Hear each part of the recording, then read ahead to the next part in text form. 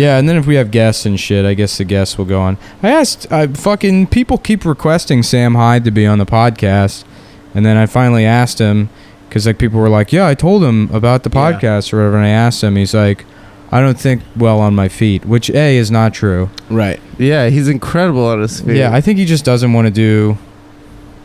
He's just intimidated by this alpha male podcast, basically. Maybe. I know that like he was bullied into doing Gavin's podcast. Oh, really? Yeah, they were like hounding him or some shit, and he didn't want to be on it. Yeah. But no one wants to really do Gavin's show. This is a much more chill vibe. Yeah. We don't accuse anyone of being a cuck on this show. Yeah, I wouldn't even tell Sam I'm Jewish. I swear. Yeah, but Sam Heidelberg. We've agreed to do it. So Weave's like Sam, except even more racist. Yeah. And there's no question about it. I think Weave would be fun. I love our alt-right pivot. Yeah. Well, those are the guys who'll do the show. I mean, what do you want? Let's get some fucking racist ass Pepe memes going. Yeah. I was at a baseball next game. Week we got David Duke, folks. He's coming in. Look, he's funny. What do you want? He's a good comic. The guy knows how to write a bit. Yeah. The guy knows how to do a bit. I don't give a shit about his opinions. Does he make me laugh? Yes. That's we got George Zimmerman next week, folks. $1 Million Extreme is that fucking the show. Dude, it's funny, and there's some shit where you're like, oh my god, how did these motherfuckers get this on television? Yeah. It's pretty cool. It's pretty funny. I like the fact that Adult Swim is letting them do it. Yeah. You know? Jews. Jews rock. Jews rock it. It's A great. lot of good stuff. Yeah, apparently, like We've hacked into a bunch more printers and printed out a bunch of Nazi like. Hey, did you see that when he did that last year? He like hacked like 30,000 printers that were like accessible through the internet and printed out like Nazi hate speech on like public printers. And, like at libraries and in stuff? libraries and on universities and stuff. But he did it again, but to promote world peace. To promote the MDE show. Oh, that's cool. Yeah, That's but hilarious. with also the, hey, check out Daily Stormer. It's the only pro-genocide, pro-white website. Jesus Christ. Well, look, the guy's funny. All right, we'll take your word for it. I'll say it again. Now Now people are saying that they're mad that Sam wasn't on the podcast. I can't figure out what these fucking people want. Well, we just shouldn't have said that. Wait, you told people that Sam was... Sam called me and he was like, I'm in town. Let me do the podcast. And then we tried to figure it out and we just couldn't do it. So you like announced it? Yeah, Well, I we thought said it it was on the gonna happen. podcast. We were like, on the Sam podcast. might come by, and it just didn't happen. It didn't work out. And then I was like, oh, we couldn't get Sam on. And then people were like, you fucking cunt, you piece of shit. Because that's how people react to anything. Yeah. They're like, what do you mean they made C-3PO's arm red? I hope George Lucas gets ass cancer. Just fucking, I'll go see the movie, but I fucking hate him. I'm going to buy $1,000 worth of merchandise. Yeah. I guess people were mad that Sam was even going to be on the show because of the world peace thing. Right. And then I said, then we had Felix on for the Christmas one, and now people are like, where the fuck is Sam? Well, yeah, we shouldn't have teased it. Whatever. Yeah. Whatever, dude. We have very big penises. That's such a funny bit. That was so fucking Where they tied the string so it was like a marionette. Yo, that shit is so funny. Honestly, like the way you laugh at that is that's not the same as like seeing a good set. That and like going to a Borat stand-up first time. show. It's so fucking funny. That's why the MDE It's show a is visceral laughter. Exactly. World Yeah, Peace it's the is same funny. thing. When Sam's like answering that door, and they're like the thing BuzzFeed got mad about, they're like, he's in blackface, and it's like, yeah, and he's got gold boogers.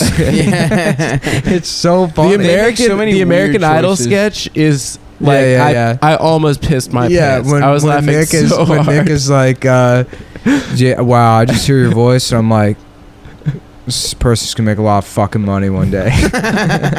It's the kind of thing that when you hear someone sing like that, you just know right away they're gonna make a shit ton of money with it, you know? They make that one girl like sing for 4 hours. She sings literally every song she knows. She's like on Happy Birthday by the end. She's just run out of songs. Oh my They God. just like make her. There's just this. Oh my God. Yeah, we've probably talked about it before. Gentlemen, don't panic, but I think there is a rat or mouse in the apartment. A lot of people don't know this yet. but we're switching studios to the Adam Friedland residence. Yeah.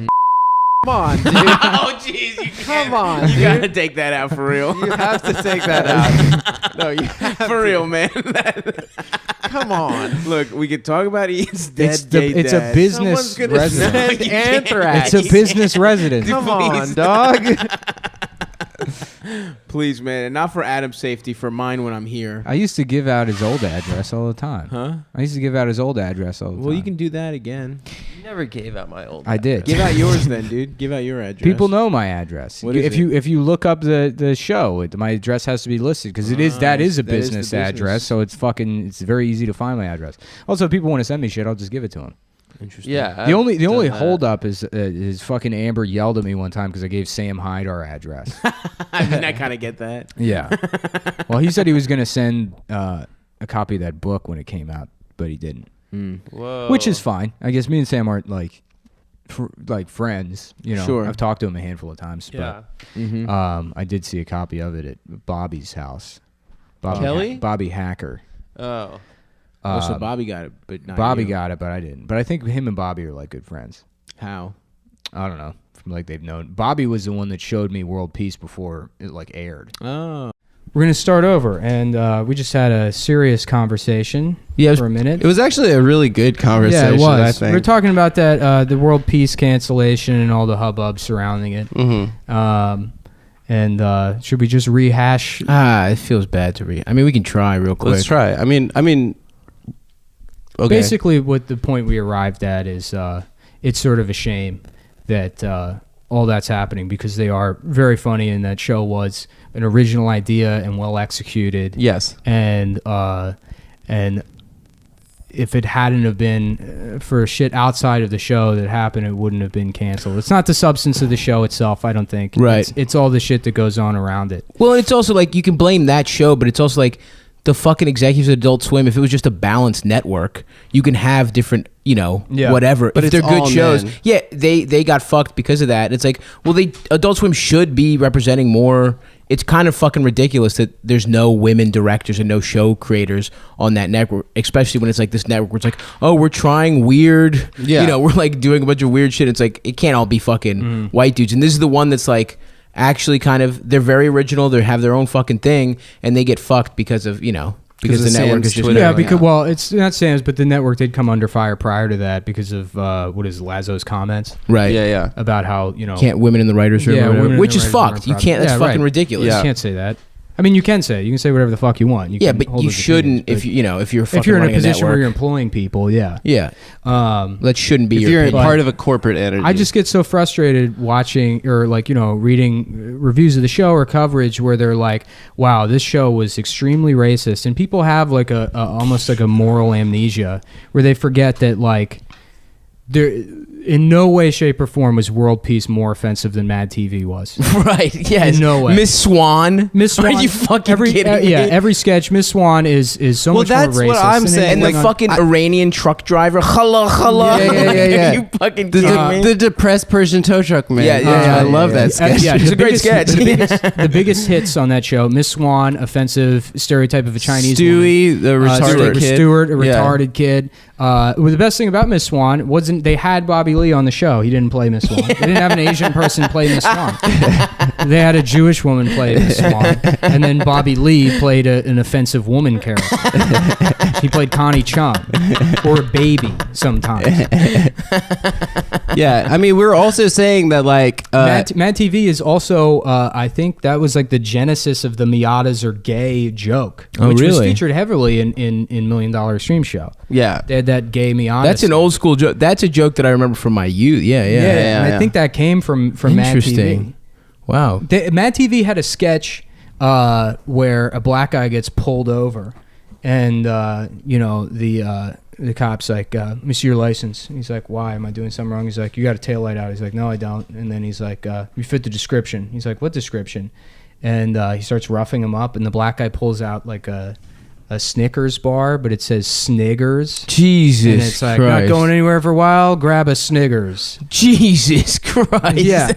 That's just the N word. Yeah, it's with the with one. an S. Yeah, and the only way they work that in there is like, oh yeah, but it's about police brutality or whatever. Jesus and I Christ. mean, if you had those sketches on now, another thing is like those are funny. I don't have a problem with those sketches. But you know? on But Fox, if you did that now, Yeah. you know, people would fucking be up. That's in the arms point. Is about like, it. could South Park could they get a show right now? Like now they have sort of tenure Yeah. at Comedy Central. No, they couldn't because they're but libertarians. they're kind of alt right, maybe even. Nah, they're libertarians. They're libertarians. Yeah. But I mean, the way they criticize all the Caitlyn Jenner shit, but also South Park, those guys are much smarter than both Sam. Mad TV and $1 Million Extreme. yeah, for sure. You know, But we're also talking about how Tim and Eric, like they're like well respected Adult Swim show, and literally they've like made a lot of money off of exploiting mentally handicapped people. Or just handicapped, ill, just fucking old people that think they're gonna be famous. You know what I mean? Yeah, I mean, I think it's funny. I don't think that we should censor it or whatever. Yeah. But it definitely is exploitive. it's just difficult. I mean, because I guess my personal approach to comedy has always been that comedy should sort of be, nihilistic and You're an classic to an extent. Nick is an aesthete. Like you purely respect the product, right? Yeah, that's only because I'm a failed comedian. If someone had offered me, $1 million to be in some shitty movie 2 years in, I'm sure I wouldn't give a shit at all. I would And do I'd be that one of these today. people. It's because I've been doing comedy for 11 years and I've got nothing to show for it. Yeah. Well, It's very Cometown. easy to be a critic when you have nothing to criticize. Well, that's the advantage of our show is that we're not we're on the fringes, guys. yeah, we're underground. yeah. Well, that's not going to last long. I mean, and that's the thing is like, people point at the like I had someone say to me yesterday, it's like, oh well, you're lucky that you fund your own show and stuff, and but people could get your shit kicked off iTunes. There's plenty of ways they can fund it, Right. if they want to. It's gonna happen this year. but But it'll probably, if the show gets more popular, I'm sure there's going to be negative attention towards the show. there's definitely gonna be and that's what I was thinking while I was reading the Hollywood Reporter interview with Sam Hyde, because he was talking about his fans going at the Adult Swim executives, his fans going at Tim Heidecker and shit. And it's like, okay, so if there's like a fucking negative Cometown article, there's definitely gonna be some dudes that listen to the show that are gonna like go nuts at like whoever wrote it, whichever like hack journalist needs to find their next thing to be mad about. And like what's our response? I guess like just don't say anything. It is shitty because I guess you do have some kind of responsibility at some point. But I mean, I've had that happen in the past where I would bet when I was doing like the Nicole shit, people would be like, it doesn't matter what you write, you enable people to fucking be shitty by writing this. It's like, no, it's not my fault. Right. If you don't interpret this as satire and you fucking get it wrong and somebody thinks this is literal, I mean, you could say I'm a shitty writer and then it didn't come off funny, so people didn't get that it was satire. But the only thing that should matter is my fucking intent. That's also the other issues is like the concept of being a fan of anything is like you're naturally a psychopath. Like if you're a super fan of anything, like I remember you can like shit. Oh, you can like stuff. I really like sports, right? I watch English Premier League soccer. Like I watch a ton of sports every week. Stop trying to pretend you're not gay. Yeah, no, like it sounds really gay when I talk about it to someone that's not into it, and I recognize that. It's like Nick. It's like how we were talking. Nick and I watched the I think maybe the last fucking shit. Why did Sam never agree to be on the Cometown podcast? Another political. I just didn't want to drive to New York. And I don't think Nick wanted to come up here. I don't know, man. Yeah. It just didn't happen. But I like Nick. I texted him a picture of two gay guys kissing from Grey's Anatomy recently. Yeah? Yeah, he gave it a heart. But Nick's one of my favorite people to listen to. Yeah.